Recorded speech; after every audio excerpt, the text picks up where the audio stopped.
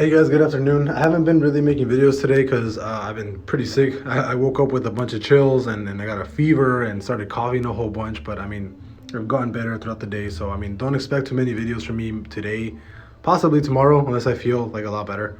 If you guys wanted an update on TLRY, I'll do, what is it called? On TLRY, I'll actually do a TA later today, but I mean, there's no reason for me to do a TA on TLRY. I'm still pretty bullish up until September. Again, we did have that weekly cross to the bullish side, which is the last TA that I released, the last technical analysis for TLRY, like, I don't know, like a week or so ago.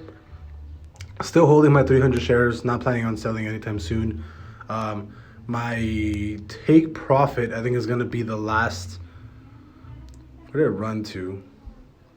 63 bucks. I forgot what my actual take profit number is, but I'll go back to the TA and kind of update everybody because I know I've gotten a couple questions about that. But yeah, holding 300 shares again. This is a swing play. This isn't something that I'm expecting to run, back to $60 in like sorry, back to 60 bucks in like a day, right? Like, this is in my TA.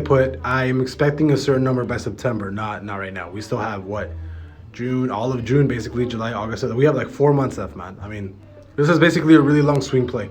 That's it. I'm expecting TLRY to go back to like not previous all-time highs, but at least somewhere, at least somewhere in that range. And I'll release a TA later today. But yeah, still holding my 300 shares, and we'll be holding for a while.